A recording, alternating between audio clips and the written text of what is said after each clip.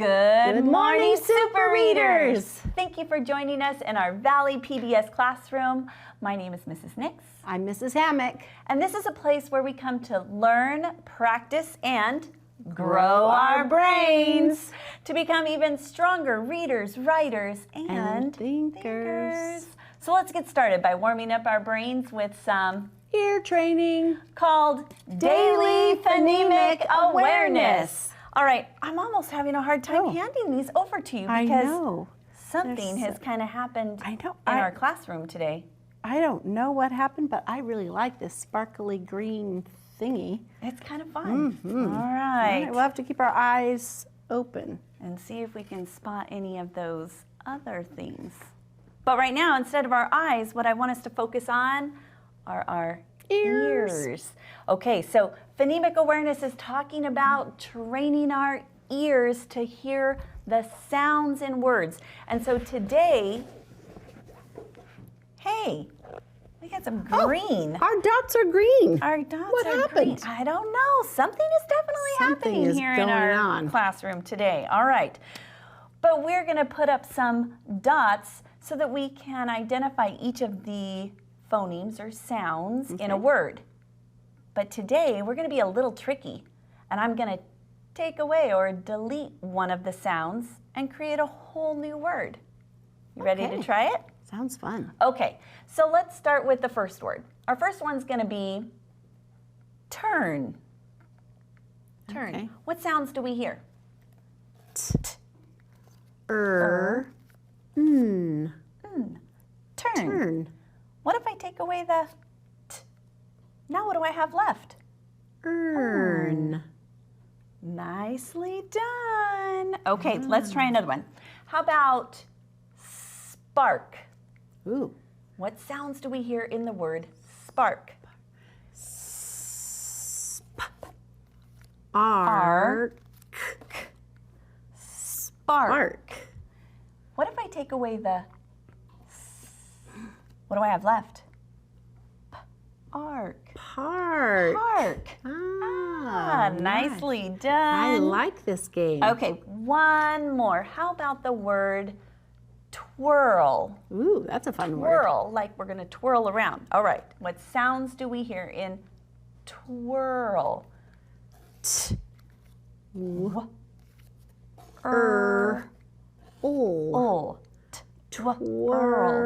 Twirl. Okay, take away the t. What are we left with? Whirl. Whirl. Yes, excellent job. And you know what else was in all of our words today? I heard it. I wonder if they heard it. What have we been practicing all week? Do you remember? That's right. The er sound. Okay, so let's warm up our whole body. We did our ears, but now let's warm up our whole body. It's a nice, easy one today. Yes. All right, here we go.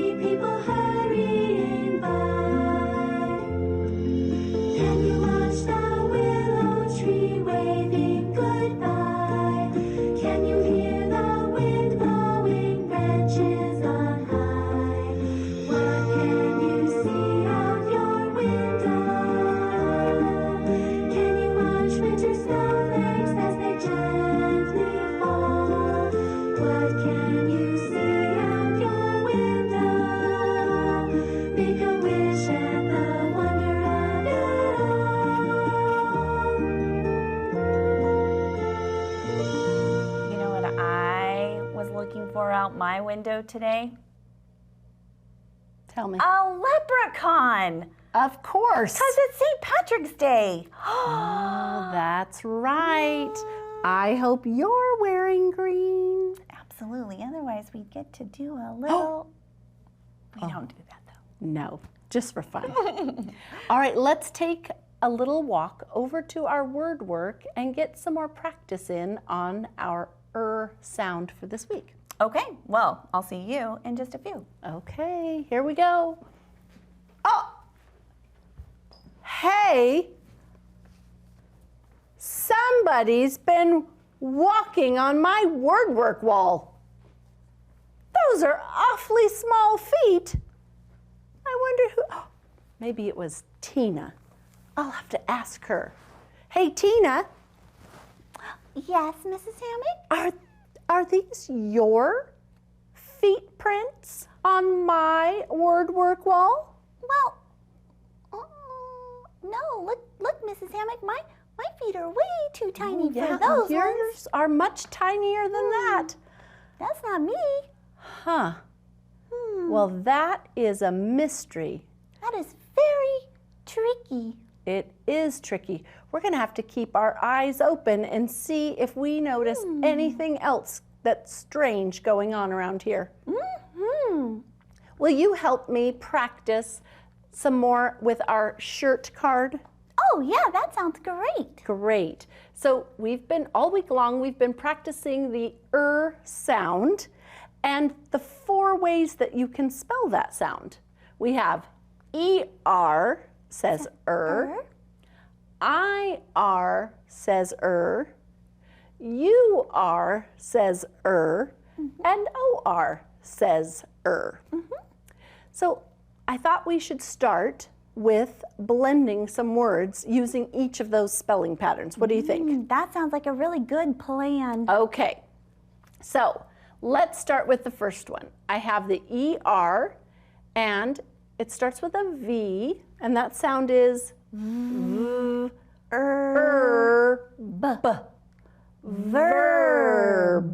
Verb. Do you know what a verb is? Oh, I think I do. Isn't it? You taught us it's something that shows some action. That's right. A verb is an action word. So very nice. Verb. All right, let's try this one. Ready?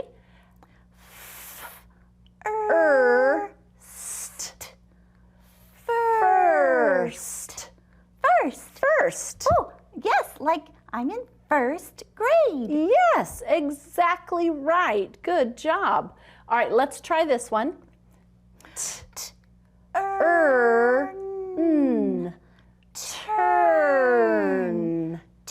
Turn. Oh, like it's your turn. Very nice. That's right. All right, and our last one using the OR spelling pattern for Ready? We start with a W that says worth.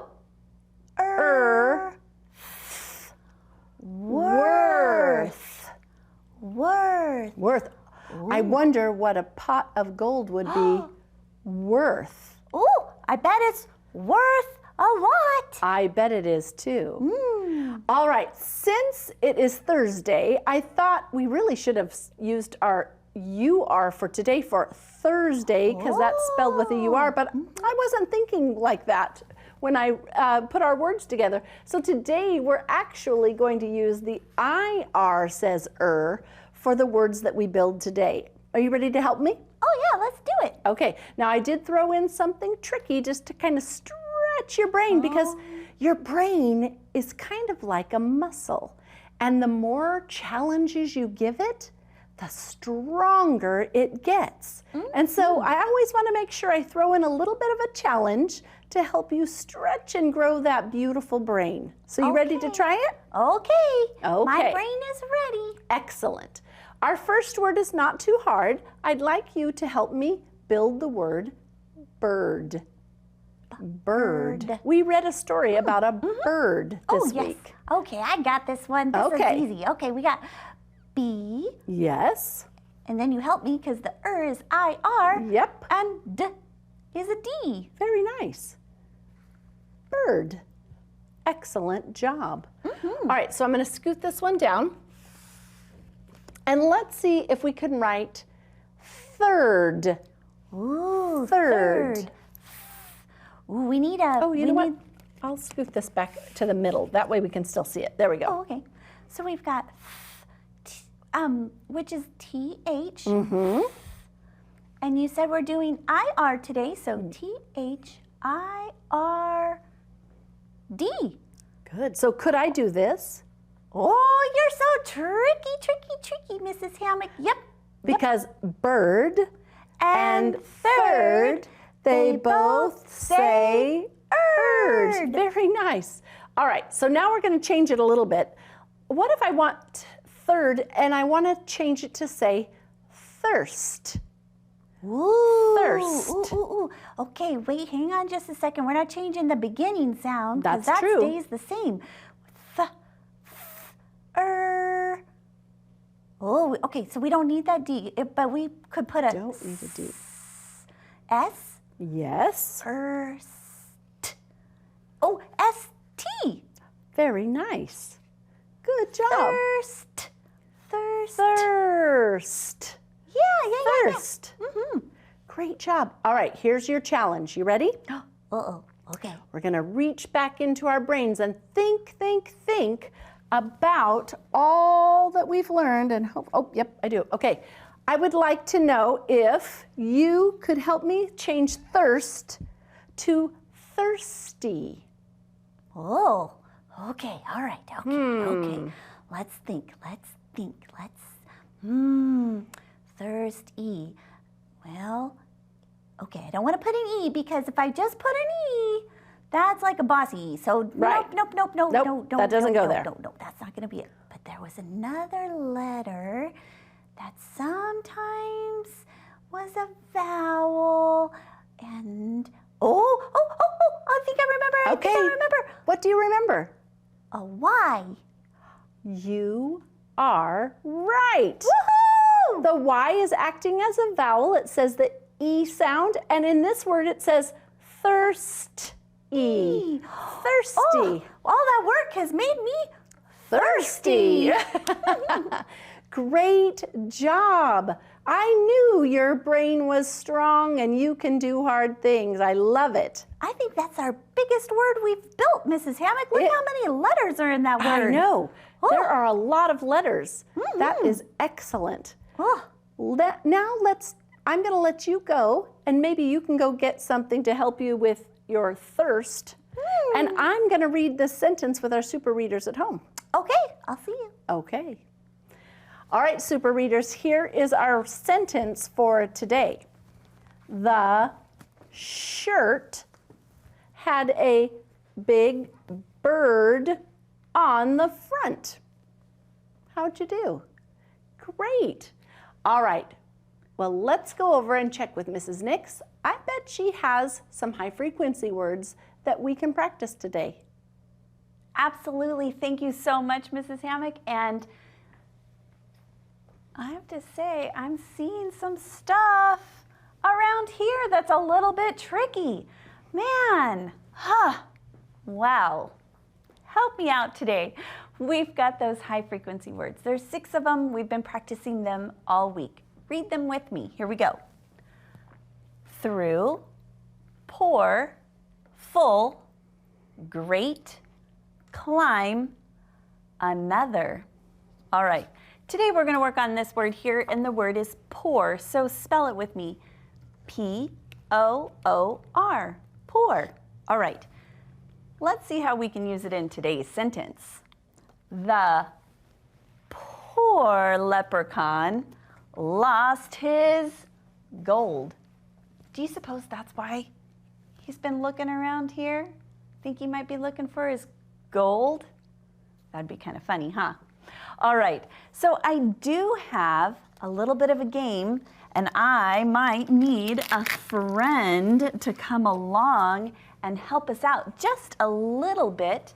Now, this one's an easy one, and we've done it a couple of times, and we like to call it dynamite. Oh, I love this game. So I have all of our words right here, and I'm just gonna mix them all up. Okay. And remember, Mrs. Hammock, when you go through and you pick a word, if you can read it, you get to keep it. Oh, okay. If you draw one of those dynamite sticks, what happens? I have to put all my cards back. I hope that doesn't happen. Absolutely. All right, ready? Okay. Okay. Oh, I'm nervous. Pour. P-O-O-R. All right. Full. F-U-L-L. Are you kidding me? Oh! All right. Okay. At least I only had one card. So. Exactly, exactly. Okay. Another. Okay. Through. And dynamite! Ba, ba, ba. So then mine go back. See how much fun that is? It's a lot more fun when you get the dynamite card. I can tell. Yes, yes. All right, so we have a great story for you to check out. What was today's skill? Do you remember what we're working on today? Yes, today we are going to look for text evidence. Ooh, so we're going to really read closely and listen closely to today's story, which, the moon? The moon. The moon. Let's learn all about the moon. We'll see you back here in just a few. Read about something you see in the night sky. The moon. Think of what you see in the night sky. You see stars and the moon. The moon is the neighbor closest to Earth in space, but it is very far away. The moon is about 239,000 miles from Earth. On some nights, the moon looks bright and round, but it does not make its own light. Light from the sun shines on the moon. The light bounces back to Earth. We only see the lighted part of the moon that faces Earth. The moon looks much smaller than it really is because it is so far away.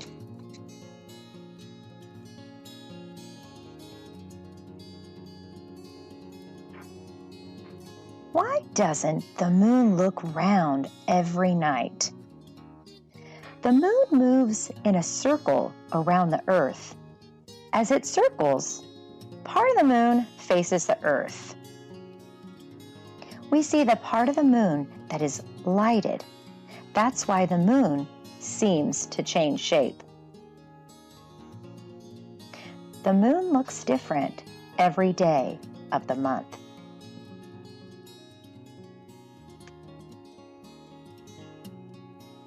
People once thought the moon was made of cheese. They saw the face of a man in the moon.